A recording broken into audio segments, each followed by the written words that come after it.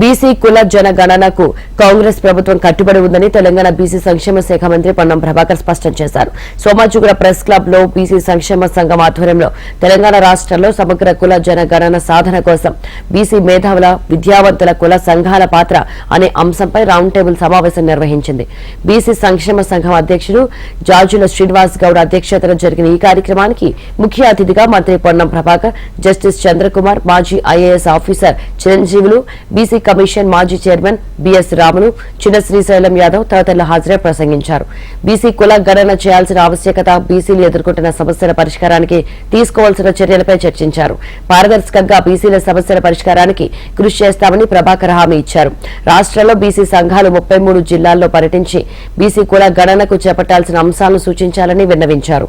బడుగు బలహీన వర్గాల పార్టీ అయిన కాంగ్రెస్ పార్టీతోనే బీసీలకు పూర్తి స్థాయిలో న్యాయం జరుగుతుందని అన్నారు. బీసీల కోసం పనిచేసే ప్రతి ఒక్క సంఘం వారి అభిప్రాయాలను తప్పకుండా తెలియజేయాలని కోరారు. గత ప్రభుత్వంలో లాగా బీసీలను మోసగించకుండా చిత్తశుద్దితో వారి సమస్యల పరిష్కారానికి కాంగ్రెస్ ప్రభుత్వం కృషి చేస్తుందని అన్నారు. చట్టపరంగా శాసనం ద్వారా, రాజ్యాంగం ద్వారా ఎక్కడ కూడా ఇబ్బంది లేకుండా ఉండాలని మీలాంటి పెద్దలందరినీ కూడా సలహాలు అడుగుతా ఉన్నది. రాజకీయం గవర్నమెంట్ నిర్ణయం తీసుకుంది, గవర్నమెంట్ చేయాలనుకుంటుంది, ముందుకు పోయి మళ్ళీ ఎక్కడైనా ఆగింది అది మేమేం చేయాలి అనేటువంటి ఆలోచన మాకు లేదు లేదు లేదు అనే మాట సందర్భంగా మనం చేస్తాం. ఆ ఉద్దేశం వల్ల పారదర్శకంగా, సమర్థవంతంగా, చట్టబద్ధంగా మన సంఖ్య తెలిసి మన సంఖ్యకు అనుగుణంగా లాభం జరగాలి అనేటువంటి ఒక ఆలోచనతోటి పెద్దలు రాహుల్ గాంధీ గారు ఆనాడు ఈనాడు అనేక సందర్భాల్లో కుల జనగణన జరగాలి, జితనా ఆబాది ఉత్తరా హిస్సేదారి అని చెప్తా ఉంటుంటే భారతీయ జనతా పార్టీ మన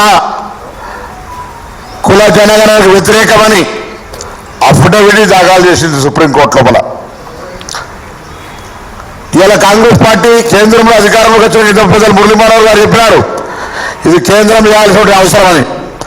తప్పకుండా కేంద్రంలో ప్రభుత్వం వచ్చినట్టయితే అది చేస్తాం. కానీ మేము వాగ్దానం చెప్పి ఇలా రాష్ట్రంలో కాంగ్రెస్ పార్టీ అధికారంలోకి వచ్చిన తర్వాత ఈ యొక్క కుల గణన చేయకపోతే దానికి సార్థకత లేదు, దాని మాటకు విలువ లేదు. కాబట్టి ఇలా ఇక్కడ చట్టబద్ధంగా ఏ విధమైనటువంటి మీరు చెప్పినటువంటి ఏ పేర్లు పెట్టుకుంటామో కానీ ఆ సకల జిల్లా సర్వేలేగా కాకుండా న్యాయబద్ధంగా మీరు చెప్పినటువంటి హౌస్ హోల్డ్స్ కావచ్చు లేదా ఇంకే పద్ధతి కావచ్చు, ప్రాక్టికల్గా ఏ విధంగా జరుగుతుంది, దీనికి సంబంధించిన డిపార్ట్మెంట్ ఎవరెవరు సహకారం తీసుకోవాలి, ఎమ్మెల్యేషన్ ఏ విధంగా చేయాలి అనేటువంటి అనేకమైన అంశాలను క్రోడీకరించుకొని ముందుకు పోయేటువంటి ఆలోచన ఉంది.